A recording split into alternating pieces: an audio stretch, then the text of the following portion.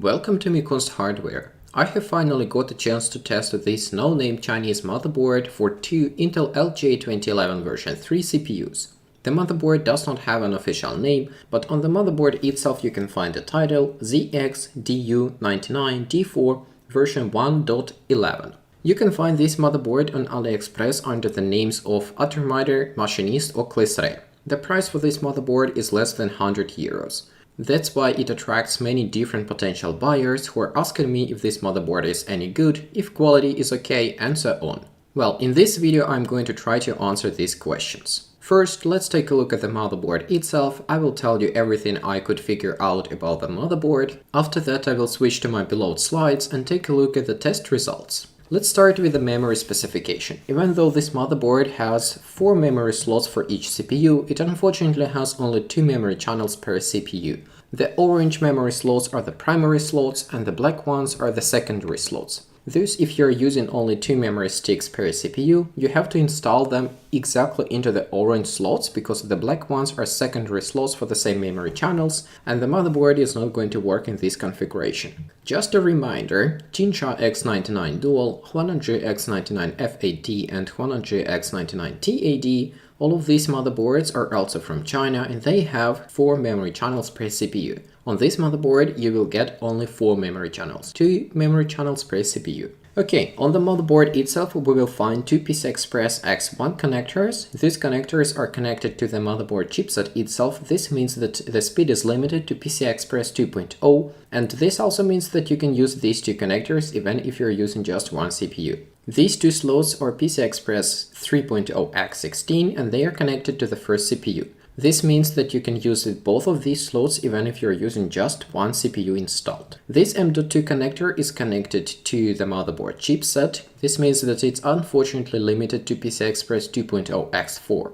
The other M.2 slot is connected to the first CPU. Thus, you can use the full speed PCI Express 3.0x4. There is also a bunch of switches over here, or jumpers, which you can switch, and then this slot turns into SATA mode, and you can install SATA M.2 SSDs. This is a small disappointment. Even though I like a feature to be able to install SATA SSDs, I would prefer this slot, which is limited to PCI Express 2.0, to be switchable between PCI Express and SATA SSD drives. This one, which is PCI Express 3.0, I would keep for the fast PCI Express SSD drives. On this side of the motherboard, you will find 6 SATA 3 ports, front USB 3.0 and 2.0 connectors, front buttons and LEDs, COM port, BIOS chip and clear CMOS jumper. Audio connector is located over here. The location is not the best, but it's okay. For the fans we have 2 3-pin connectors over here and 2 4-pin connectors over here. Now let's take a look at the VRM or CPU power system on this motherboard. After I will go to my slides, I will show you the detailed names of the MOSFETs used on this motherboard, but I can tell you that the power system is exactly the same as on Kllisre X99 F8D motherboard which I have tested. Unlike Kllisre motherboard, which has some screws to connect the heatsink, Kllisre X99 Dual using these kind of clips. These are plastic clips. But as you can see with the thermal pad, every MOSFET is covered and it has contact with the thermal pad, which is a good indicator, and there shall be no thermal issues on this motherboard, at least with some reasonable CPUs. Now let's take a look at the back side of the motherboard. Here we will find all the standard package for Chinese X99 motherboard. This is very basic 5.1 audio, gigabit Ethernet, 4 USB 3 ports, 4 USB 2 ports, and 2 PS2 ports. Motherboard and CPU power connectors are located on this side, and I would say that the location of these connectors is rather convenient. On Kllisre motherboard, this connector is turned upside down, and those capacitors are interfering with this clip. It's also important to mention that this X99 Dual motherboard can work with just one 8-pin power connector. I have tested the motherboard connecting just this 8-pin power and this 24-pin power. So, without this 8-pin power, the motherboard is working well and both of the CPUs are working as well. A few extra technical details about the XDU99 D4.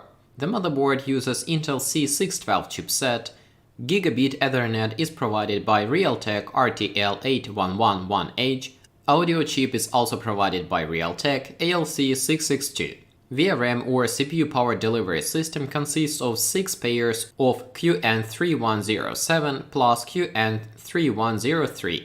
Each CPU has its own power delivery system. Heatsink on top of the MOSFETs weighs 34 grams. The motherboard has size of 285 by 295 mm, or extended ATX. It's slightly bigger than the standard ATX form factor. Now let's move on to the test results. Every port and slot on the motherboard is working well. I have tested everything including PCI Express X1 slots. To make USB 3.0 ports work properly, you have to manually install a driver. This is the driver that I have received from the Huananji manufacturer for Huananji X99 F8D motherboard. It also works on this Kllisre X99 motherboard. Without this driver, trying to run Crystal Disk Mark benchmark, system was hanging every now and then, and overall time to complete the benchmark was 8 to 9 minutes. After installing the drivers, system was responsive during the entire test, and the benchmark was completed in 4 to 5 minutes. As any other Chinese X99 and X79 motherboard, Kllisre X99 Dual is not able to adjust 3-pin fan speed. Only 4-pin fans can be adjusted, the 3-pin fans are working at 100% rotation speed. Feature-wise, this motherboard is also not that bad. BIOS chip on the motherboard is W25Q128BV, which is a standard for these Chinese X99 motherboards. It's not locked, thus you can use Flash Programming Tool or FPT to write modified BIOS, to perform Turbo Boost unlock or to try some other BIOSes. Unfortunately, sleep mode is not supported by this motherboard. The other disappointment is that restore on AC power loss function is missing in the BIOS. Other than that, booting from NVMe drive works, RAM timings are available in the BIOS, Ubuntu 20.04 works as well, VRM thermals are not bad at all.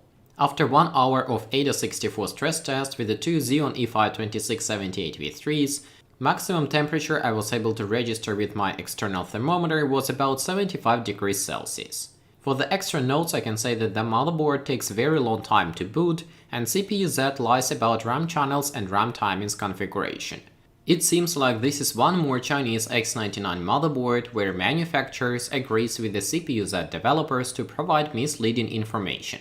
For example, if you install 4 memory modules per CPU, CPU-Z will indicate that each CPU has 4 memory channels, which is a lie.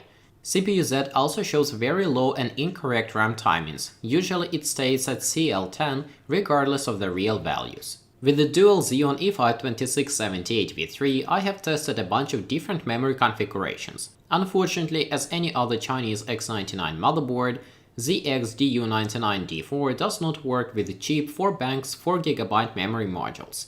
All other memory configuration I have tested on this motherboard worked well. This includes serial-registered ECC memory as well as regular desktop memory from Corsair. Maximum RAM capacity I was able to test was 160GB, 4 sticks 16GB each and 3 sticks 32GB each. Thus, I can safely assume that this motherboard can support at least up to 256GB of memory. Intel Turbo Boost technology works on this motherboard, but you have to go to the BIOS and manually enable CPU C6 state. With this feature disabled, CPUs will not be turbo boosting to their maximum frequency even if 1 or 2 CPU cores are utilized. When it comes to the Turbo Boost unlock, FFS drivers do not work. It's really pity, but so far I was not able to get FFS driver to work properly on any of the dual socket motherboards. With Kllisre X99 Dual or DU99D4, EFI drivers from developers called Mov or Paine didn't work either. Those drivers worked well to increase turbo boost frequency for just one CPU.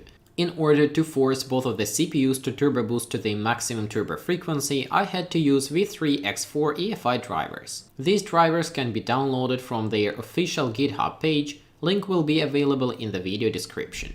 Apart of dual Xeon E5 2678V3 setup, I have also tested one E5 2620V4. Unfortunately, I have only one V4 CPU, thus I cannot confirm that this motherboard would work with a pair of such CPUs.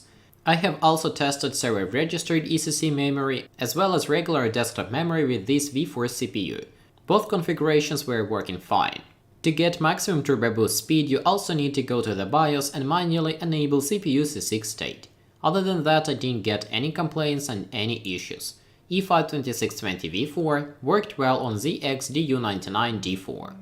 I guess collecting this much information about the DU99D4, I can make a conclusion regarding this motherboard.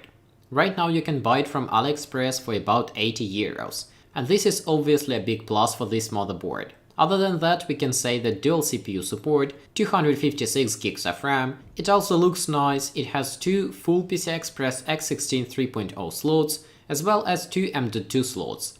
Even though one of the slots is PCI Express 2.0, it's still nice to have two of them instead of just one.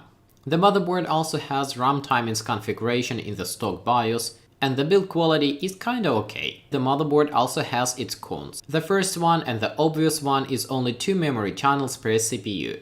The other ones are the standard list for the Chinese X99 motherboards.